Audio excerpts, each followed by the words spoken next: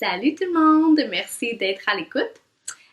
Donc, c'est à mon tour aujourd'hui. Donc, Caroline nous a parlé de qui pouvait être coach. Donc, j'espère que vous comprenez maintenant que vraiment n'importe qui peut être coach.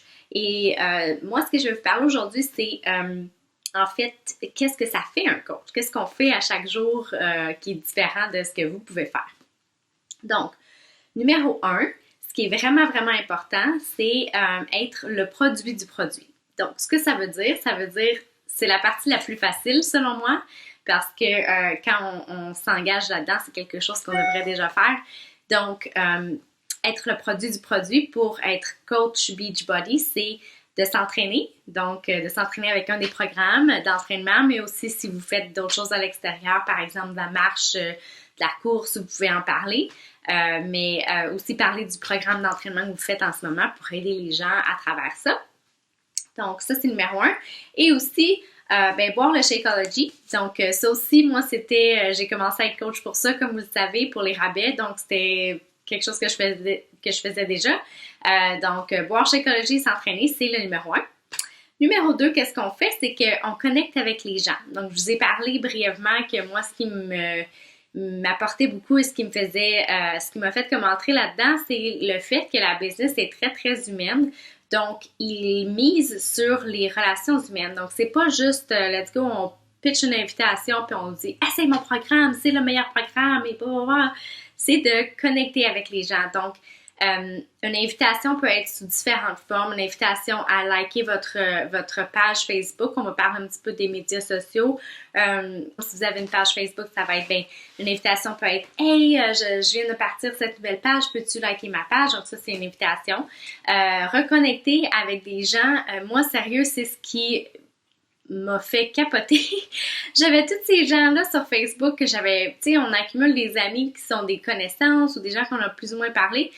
Aller dans ma liste d'amis, reconnecter avec des gens, leur demander ce qui se passe dans leur vie. Donc c'est vraiment une belle façon de connecter puis de pouvoir éventuellement, avec ce qu'ils te disent, dire « Hey, moi aussi je m'entraîne puis je fais ci, as-tu déjà essayé des entraînements à la maison? » Donc, ça apporte non seulement une invitation et de leur parler de ce que tu fais, mais ça apporte beaucoup de belles conversations. Moi, j'ai reconnecté et retrouvé des gens qui sont pas nécessairement devenus mes participantes, avec qui je continue de garder contact juste parce que c'est le fun de leur parler. On prend nos nouvelles peut-être une fois par mois. Puis, en tout cas, moi, ça me fait plaisir de reconnecter avec des gens de cette façon-là. Et éventuellement, il y en a qui m'ont dit écoute, là, pour l'instant, je suis au gym, mais j'aimerais ça essayer ton programme à un moment donné. Donc, ça fait et des belles rencontres et possiblement des nouvelles participantes ou des nouvelles coachs.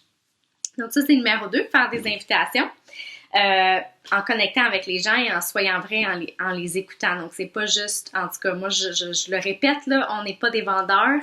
C'est pas en essayant de pitcher une plug ou parce que ça marchera pas. Essayez de vous mettre dans la peau des gens. Si quelqu'un vous approche puis essaie de vous vendre quelque chose, vous allez reculer.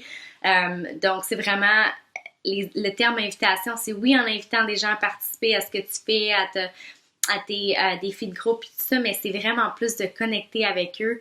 Moi, je crois vraiment en ça. Je trouve que c'est la base. Et quand on connecte avec les gens, c'est comme ça qu'on peut s'ouvrir puis ensuite parler de notre histoire et les attirer s'ils sont attirés vers ce type d'entraînement ou en étant coach. Donc là, c'est là qu'il y a des beaux échanges. OK, j'arrête de parler de ça.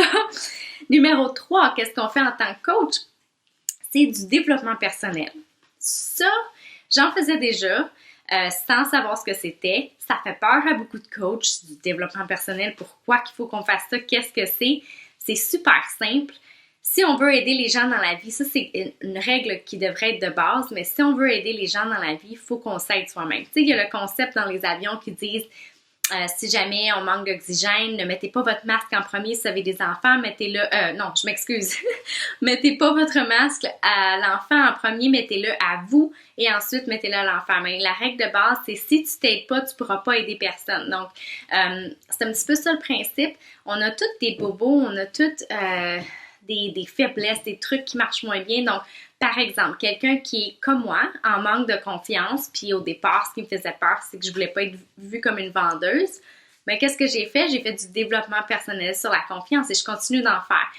Ce que ça peut être, vous pouvez faire ça à travers des livres de développement personnel que vous trouvez en ligne, soit e-book. Il y a des gens qui écoutent ça dans leur voiture, des podcasts. Ou vous pouvez aussi, moi je le fais souvent là, quand j'ai pas le temps de lire. Je vais sur YouTube et je me trouve des vidéos de motivation sur, par exemple, la confiance, l'anxiété pour ma part. Donc, on travaille sur nous-mêmes et si vous voulez travailler sur la business, bien, il y a l'autre côté qui embarque, qui serait du développement personnel au niveau business, soit leadership, comment approcher les gens, des trucs comme ça. Donc, ça, c'est une partie qui est à ne pas négliger quand on est coach. C'est la partie qu'on skip le plus souvent parce que on veut s'entraîner, on veut que le produit, on veut inviter des gens à liker notre page, on est vraiment énervé par ce qu'on fait, donc on veut partager, puis oups, on oublie le développement personnel, mais c'est vraiment quelque chose qui va vous faire grandir et qui nous aide énormément dans notre vie de tous les jours et dans une business, il y a des hauts et des bas. Si vous skippez ça, vous allez le voir, vous allez le ressentir. Alors, c'est tout ce que c'est. Développement personnel, c'est travailler sur nous et ça nous apporte pas juste dans notre business Beachbody en tant que coach, mais moi, je trouve que ça m'apporte beaucoup dans la vie de tous les jours et c'est un ricochet sur les personnes qui sont dans mon entourage. Donc, c'est pas mal ça. Et en fait, donc ça, c'est les 3 choses qu'on fait. C'est que, en fait, on est le produit du produit, on fait nos invitations et on fait notre développement personnel. Puis ensuite, pour regrouper tout ça, comment on fait ça? Ben, c'est à travers des posts sur les médias sociaux. Les plateformes peuvent être Facebook, Instagram. Il y en a qui utilisent Pinterest. Moi, je suis très, très, très avec Facebook et j'ai voulu faire une page qui est séparée de ma page personnelle, Cindy. Là, ça commence à se mélanger parce que je veux pas, c'est rendu ma vie. Donc, des fois, je fais des posts sur ma page personnelle, mais j'ai voulu séparer ça. Comme ça, les gens qui sont vraiment intéressés à suivre ce que je fais au niveau Beachbody, business, nutrition, entraînement, ben ils peuvent liker ma page. Puis d'autres amis qui seront peut-être moins intéressés, ben ils peuvent continuer de me suivre dans ma vie de tous les jours sur ma page personnelle. Je connais plus ou moins les autres plateformes. J'utilise Instagram aussi, mais pour ma part, les invitations, je fais ça et mes publications, je fais ça sur Facebook. Ça, c'est des détails là, qu'on peut parler. Il y a beaucoup de craintes avec Facebook et tout ça. Si vous voulez devenir coach, c'est quelque chose qu'on peut discuter.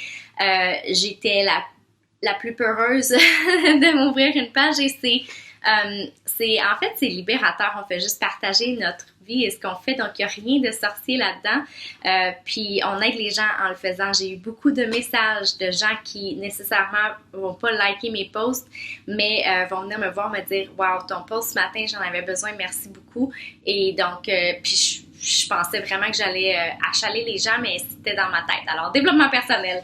Juste un exemple pour les gens qui aiment lire, là. J'ai quelques exemples ici en anglais de développement personnel, de Compound Effect. J'ai vu un effet, en fait, ça m'a apporté dans la vie de tous les jours. A Curious Mind, c'est un super bon livre. Et il y en a GoPro, ça c'est plus au niveau business. Ça donne des trucs, comment aborder les gens sur les médias sociaux sans être achalant, sans être vendeur, parce que c'est pas ce qu'on est. Donc j'ai plein d'exemples, j'en ai en français aussi. Donc quand vous embarquez en tant que coach, c'est des trucs que je peux vous donner quand vous embarquez dans mon équipe.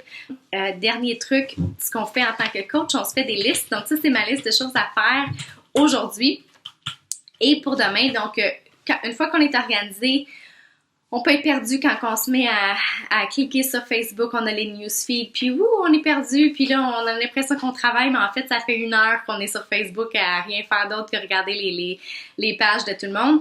Donc, super important, moi, je me suis fait un petit post-it de ce que j'ai à faire. Une fois que ça c'est fait, ben là, je peux aller sur Facebook faire autre chose, faire la recherche, faire des trucs que j'avais pas à faire dans ma journée, mais je me fais toujours un petit post-it. Je suis très manuelle, donc je l'écris, mais il y en a qui utilisent Excel, sur ce que je fais aussi. Google Drive. Donc, c'est vraiment pas sorcier. Être un coach, tout le monde a le temps de le faire. Vous n'avez pas besoin de mettre beaucoup de temps. Moi, je suis rendue que je mets beaucoup de temps parce que ça me passionne et j'adore ça. Et je le fais à temps partiel après mon emploi. Donc, je mets des fois jusqu'à 5 heures là-dessus. Mais c'est très, très, très possible de faire 1 heure seulement par jour.